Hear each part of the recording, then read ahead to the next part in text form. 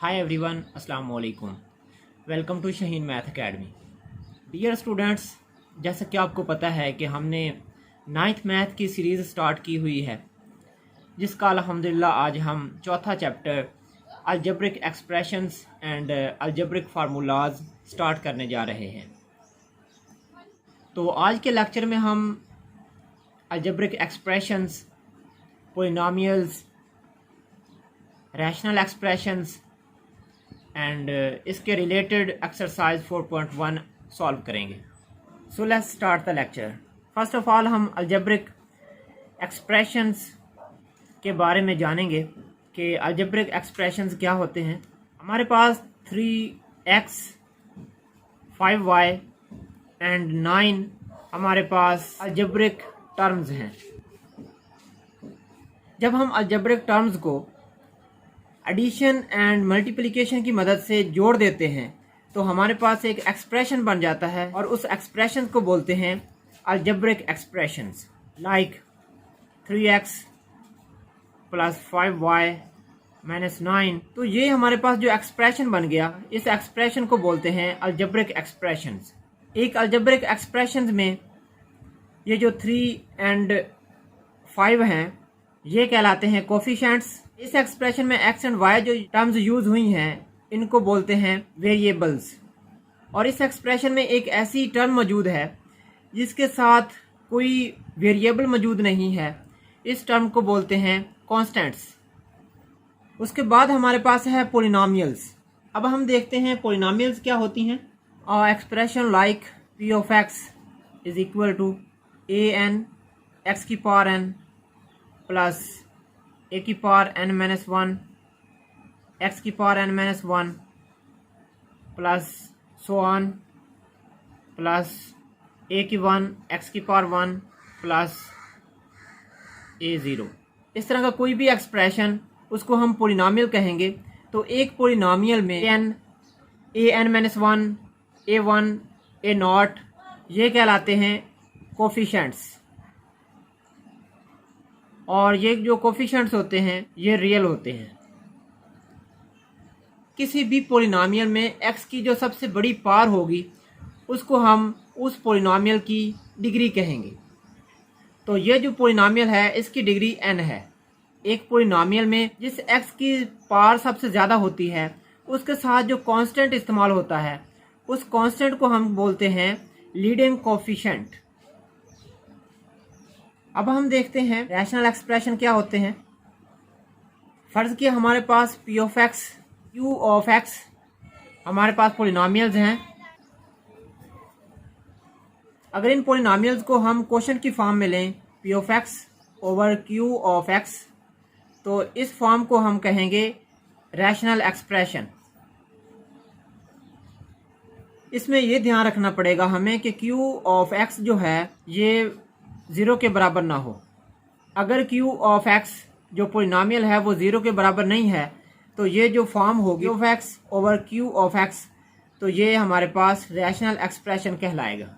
अब इस एक्सप्रेशन में p ऑफ x जो है वो कहलाता है numerator and q of x जो है वो कहलाता है डिनोमिनेटर। इसमें एक नोट देखते जाएं कि कोई भी हमारे पास पोलिनोमियल है उसको हम रैशनल एक्सप्रेशन कह सकते हैं। फर्ज किया हमारे पास एक पोलिनोमियल है p ऑफ x, तो इसको हम p ऑफ x ओवर 1 लिख सकते हैं। तो ये हमारे पास क्या हो गया, ये हमारे पास रैशनल एक्सप्रेशन हो गया। तो कोई भी हमारे पास पोलिनोमियल होगी तो उसको हम रैशनल एक्सप्रेशन कह सकते हैं, लेकिन इसका जो इन्वर्स है वो ट्रू नहीं होगा। यहाँ पे एक और बात है कि लोएस्ट फॉर्म क्या होती है। फर्ज किया हमारे पास p of x and q of x हमारे पास एक रैशनल एक्सप्रेशन है। फर्ज किया r of x s of x हमारे पास इसकी लोएस्ट फॉर्म है। तो r of x and s of x जो है वो p ऑफ x और q ऑफ x की लोएस्ट फॉर्म उस वक़्त कहलाएगी जब इसको हम सॉल्व करें और इसमें कोई कॉमन फैक्टर ना आए।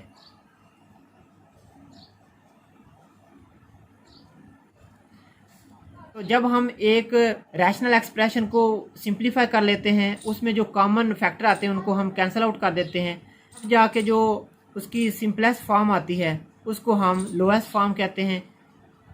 सो अब हम एक्सरसाइज 4.1 को सॉल्व करते हैं।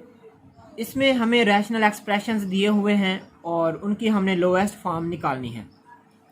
क्वेश्चन है हमारे पास 8a(x+1) over 2 into x square minus 1, 2 into x square minus 1, 8a(x+1) over, हमारे पास एक फार्मूला है a² minus b² is equal to a plus b into a minus b. अगर हमारे पास दो नंबर हों a b और उनके दरमियान माइनस हो और दोनों के ऊपर अलग-अलग स्क्वायर हो तो हम उसको एक दफ़ा प्लस और एक दफ़ा माइनस लिख सकते हैं। फ़र्ज़ करें ये a है और ये b है, तो इसको हम लिख सकते हैं x+1 एंड x-1। तो x+1 एंड x+1 कैंसिल हो जाएगा।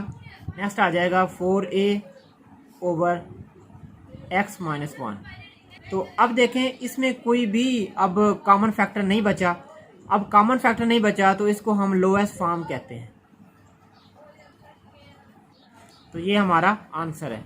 नेक्स्ट हमारे पास क्वेश्चन है x+2 into x² minus 1 over x+1 into x² minus 4। इसको हम लिख सकते हैं x+2 x² माइनस 1 को हम लिख सकते हैं 1 का स्क्वायर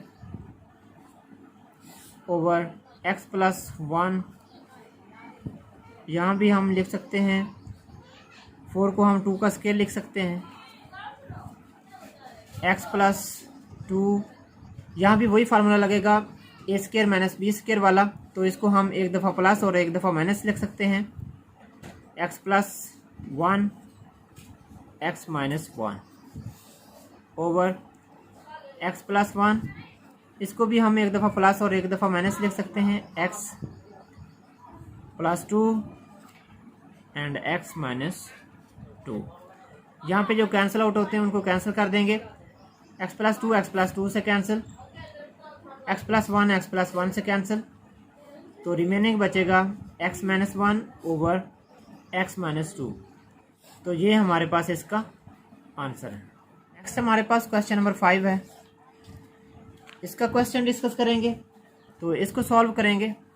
तो इसको हम लिख सकते हैं x² माइनस 25 को हम 5 का स्क्वायर लिख सकते हैं ओवर x² एंड 36 को हम 6 का स्क्वायर लिख सकते हैं माइनस x+5 ओवर x+6। तो इसको हम लिख सकते हैं x+5 and x-5 over x+6 and x-6, x+5 over x+6।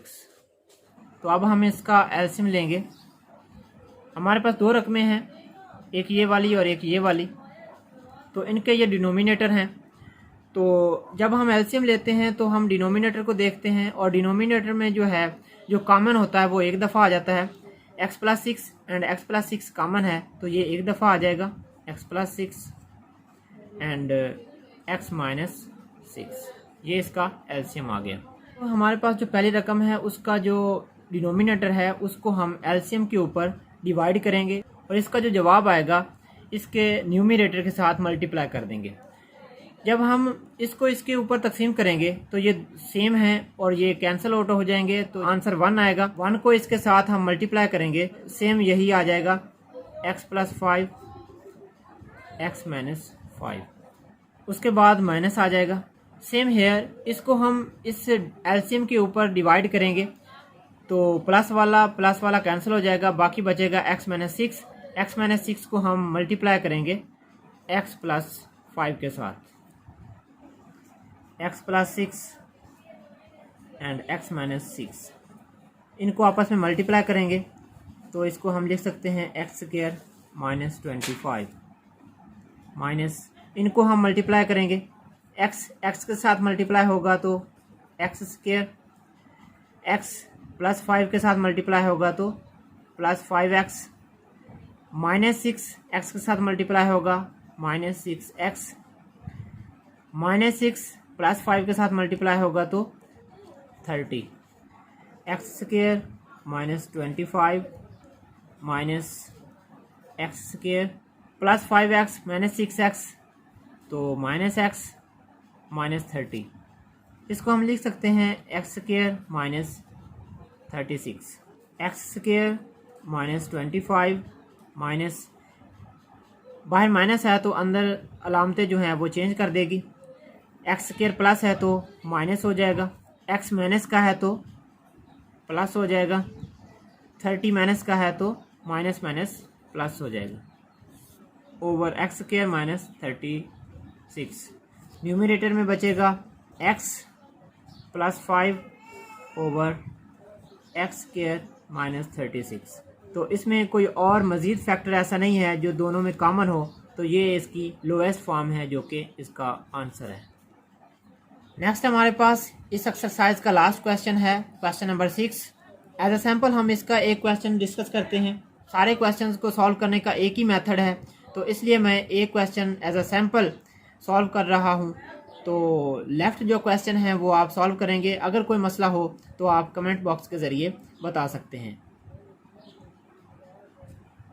Question है हमारे पास x square minus 49 multiplied by 5x plus 2 over x plus 7।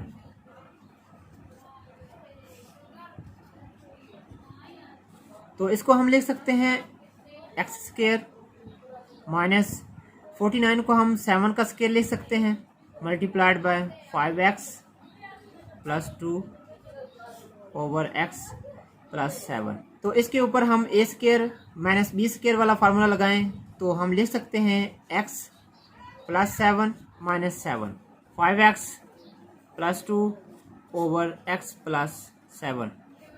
तो x प्लस 7 से कैंसिल हो जाएगा, तो हमारे पास रिमेनिंग बचेगा x minus 7 into 5x plus 2।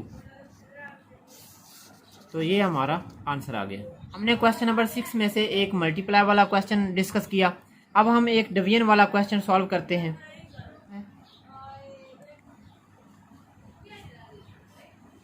तो इसको हम लिख सकते हैं एक्स स्क्वायर का क्यूब माइनस वाई स्क्वायर का cube, x square minus y square plus y की पावर 4। हमारे पास क्यूब का फार्मूला बन रहा है, तो फार्मूला लिखते हैं a cube plus b cube is equal to, हम क्यूब को हटा के लिखते हैं ए प्लस बी, और फिर ए का स्केल लेंगे, अगर यहाँ प्लस हो तो माइनस लगाएंगे और दोनों को मल्टीप्लाई करेंगे ए बी को और प्लस बी का स्केल। यही फार्मूला हम इसके ऊपर अप्लाई करेंगे।